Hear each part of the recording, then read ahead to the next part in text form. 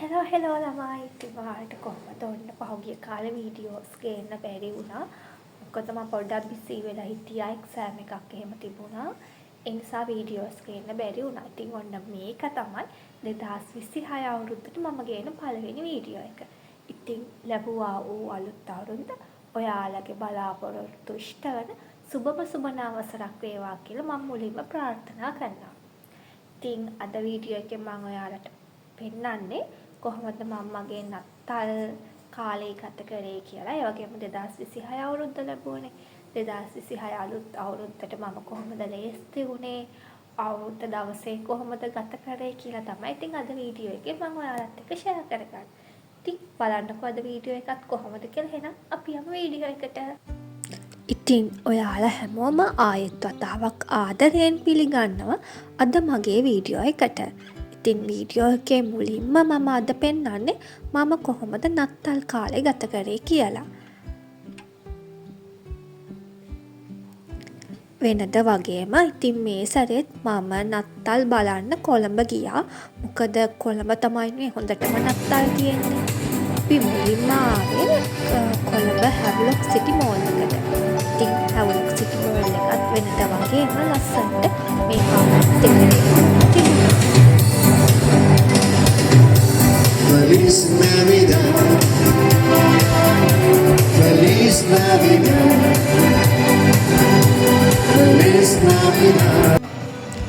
ඉතින් හැව්ලොක් සිටි මෝල් එක වගේම කොළඹ ගොඩක් තැන් නත්තල් කාලෙට ඩෙකොරේට් කරනනේ. දැන් ඉතින් හැමෝම මේ නත්තල් කාලෙට මේ ක්‍රිස්මස් ට්‍රීස් බලන්න එහෙම හැව්ලොක් සිටි මෝල් එකට වහන් ගෝල් ෆේස් එකට යන එකකින් දැන් පුරුද්දක් වෙලා. මොකද කොළඹ කිට්ටුව ඉන්නවා නම් මම හිතන්නේ කොළඹ කිට්ටුව ඉන්න ඔක්කොම වගේ අය යනවා.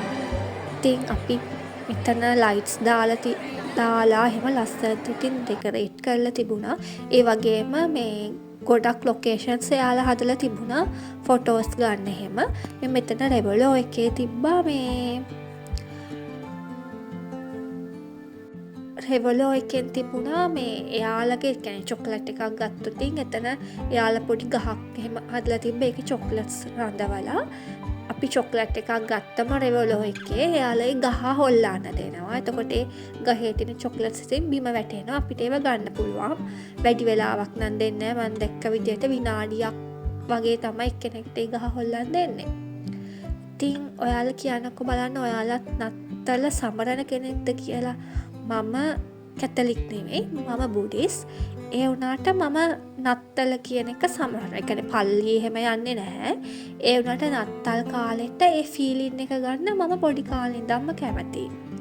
ඒ කියන්නේ නත්තල් දැන් මම බුද්ධ ආගමේ නිසා වෙසක් අපි අනිවාර්යෙන් සමරනවානේ. වෙසක් සමරනවා වගේම නත්තල් කාලෙට ඒ තියෙන ඒ නත්තලත් එක්කේ ෆීලින් එක මට කියන්න තේරෙන්නේ නැහැ. ඒ ෆීලින් එක ගන්න මම පොඩි කාලේ ඉඳන්ම කැමතියි. ඉතින් දැන් ඔය අපි යන්නේ ඊට පස්සේ ගියා මේ ගෝල් ෆේස් එකට. ගෝල් ෆේස් එකට යනකොටත් ඒ පාර ලස්සනට කොළඹ ඩෙකොරේට් කරලා තිබ්බ. ඒව තමයි මම මේ ටිකක් වීඩියෝ කරගත්තේ. අපි ගෝල් ෆේස් එකට ගියේ ඇත්තටම වන් ගෝල් ෆේස් එකටත් යන්න හිතාගෙන ඒ වුණාට අපි යනකොට රෑ වෙලා. මොකද අපි මේ වැඩට ගිහිල්ලා එහෙමනේ ආවේ. ඒ නිසා අපි වන් ගෝල් ෆේස් එක ගාවට යනකොට හරියටම 10ට 5ක් වගේ. වන් ගෝල් ෆේස් එක ඉතින් 10ට වහනවනේ. ඉතින් විනාඩි 5කට ගිහිල්ලා තේරුමක් නැති නිසා අපි වන් ගෝල් ෆේස් එක ඇතුළට ගියේ නැහැ. අපි ගෝල් ෆේස් එකට ගිහිල්ලා එතන කානිවල් එකට ගියා. ඊට පස්සේ ගෝල් ෆේස් ආව කියන්නේ ඉතින් ඉස්සෝ වඩේ එකක් කෑවොත් ඉතින් නිකම් ලොකු අඩුපාඩුවන්නේ.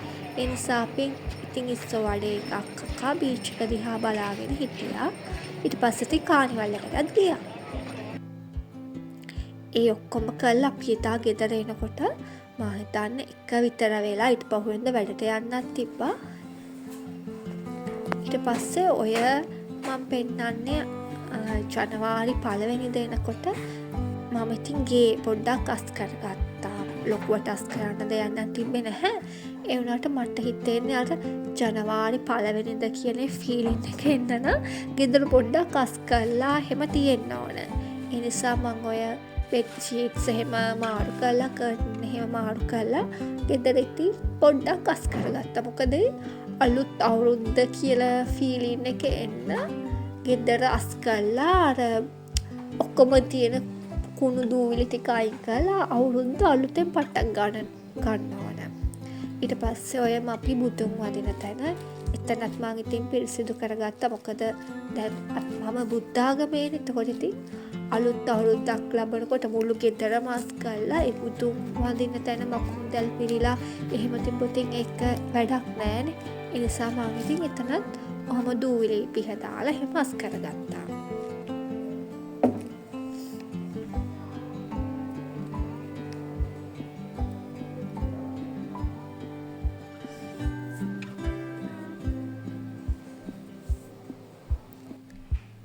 ඊට පස්සේ ඔය දැන් එතනත් අස් කරගෙන ඉවරයි.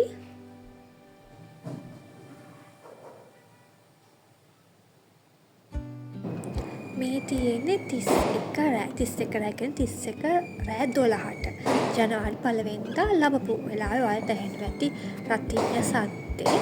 ඉතින් මං ඒ වෙලාවෙත් පහනක් පත්තු කළා බුදුන් වැඳලා ආශිර්වාද ලබා ගත්තා. ඒක මම අම්මගෙන් පුරුදු වෙලා තියෙනවා. ඒ අම්මා රෑ 12ට මෙහෙම පහන පත්තු කළා බුදුන් වැඳලා ආශිර්වාද ගන්නවා. අම්මා කිරි උතුරවන්නේ උදේට.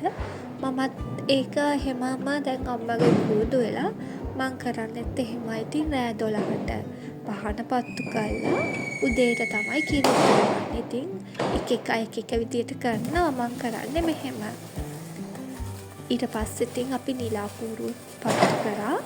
මොකද මම පොඩි කාලේ ඉඳන්ම ආසයි නිලාපූරු පත්තු කරන්න. මං ඔය රතිඤ්ඤ වලට ඒවට එහෙම ලොකු ආසාවක් නැහැ. මම ආස නිලාපූරු පත්තු කරන්න. මොකද කාටවත් කරදරේකුත් නැහැ. ඒ නිසා මම පොඩි කාලේ ඉඳන්ම ආස නිලාපූරු වලට.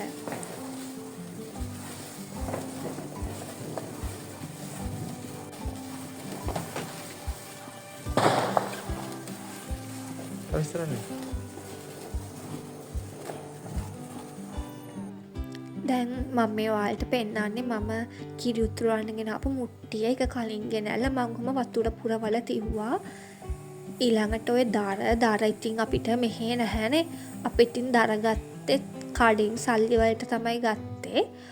මේ ජනවාරි 1 වෙනිදා උදේ මුලින්ම මම කිරිබත් හැදුවා. කිරි උතුරවල නැකත තිබ්බේ 6:28ටනේ. ඒ නිසා ඊට කලින් මම කිරිබත් හැදුවා. මොකද වැඩට යන්න කලින් එහෙම කාලය යන්න ඕනනේ. ඒ නිසා මම මුලින්ම කිරිබත් හැදුවා ජනවාරි 1 වෙනිදා උදේ. ඊට පස්සේ තමයි අපි ගෙරි තිරෙව්වේ.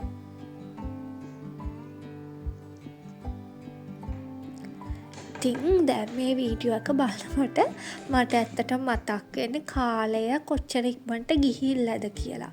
පොඩි කාලේ අපි ගෙදරට වෙලා මේව අපේ අම්මලා කරන දිහා බලන් හිටියා. අම්මලා කරන ඒවට උදව් කරා. දැන් ඉතින් අපි ලොකු වෙලා අපි තනියම ජීවත් වෙන තැනට ඇවිල්ලා දැන් අපි අපේ ගෙවල් වල ඒ අම්මලා ගෙවල් වල කරපුව ඒ විදිහටම ඉතින් කරනවා. ඉතින් මට මේ වීඩියෝ එක බලනකොට ඇත්තට මතක් වුණේ කාලේ කොච්චර ඉක්මනට ගෙවිලා ගිහිල්ලාද කියලා. ඉතින් මේ ඔක්කොම ඉතින් මම පුරුදු වුණේ අපේ අම්මගෙන්. අපේ අම්මා ඉස්සර ඉඳන්ම එයා එක ජනවාරි 1 වෙනිදාට එයා කරන ටික එයා කිරි උතුරවනවා, පහන පත්තු කරනවා. ඒ වගේම අක්කට මට අලුතෙන් ඇඳුම් අරන් දෙනවා. එයා අනිවාර්යෙන්ම ඒක 1 වෙනිදාට කරනවා. ඒක ඉතින් දැන් අපිත් පුරුදු වෙලා අපිත් දැන් කිරි උතුරනවා, අලුතෙන් ඇඳුම් ගන්නවා ජනවාරි 1 වෙනිදාට අඳින්න. ඉතින් මං හිතනවා ඒක අලුත් අවුරුද්දක් පටන් ගන්නකොට ඒක හොඳ දෙයක්. මොකද එතකොට අපිට පොඩ්ඩක් ජීවිතේ අලුතෙන් පටන් ගන්නවක් වගේ මම හිතන්නේ ඒක ඇත්තටම ජීවිතේට හොඳ දෙයක්. දැන් ඔය ලිප හදලා මම කිරි මුට්ටිය තියන්න තමයි හදන්නේ. ගිය අවුරුද්දේ නම් ඇත්තටම අපි ගෑස් එකේ තමයි ලිප මේ කිරි තිරෙව්වේ. ඉතින් මේ සැරේ අයියයි මමයි කතා කරා කුස්සියේ මෙහෙම ලිපක් හදලා අපි කිරි උතුරවමු කියලා.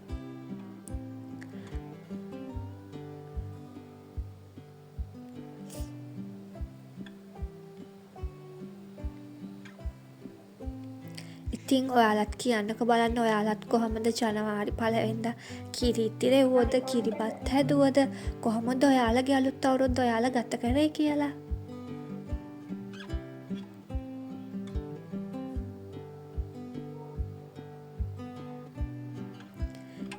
ඉතින් මට ඔයාලට කියන්න තියෙන්නේ මේ 2026 අවුරුද්ද මන් දන්නවා හැමෝම අලුත් අවුරුද්දක් පටන් ගන්නකොට අලුත් බලාපොරොත්තු හිතේ තියාගෙන තමයි අලුත් අවුරුද්දක් පටන් ගන්නෙ. ඉතින් මං ඔයාලා හැමෝටම මගේ හදවතින්ම ප්‍රාර්ථනා කරනවා ඔයාලගේ බලාපොරොත්තු ඔක්කොම ඉෂ්ට වෙන සුබම සුබ නව වසරක් වේවා කියලා. ඔන්න ඉතින් ඔහම තමයි අපිට 2026 අවුරුද්දට කිරි ඉතිරෙව්වේ. ඉතින් අදට ගිහින් එන්නම් බයි.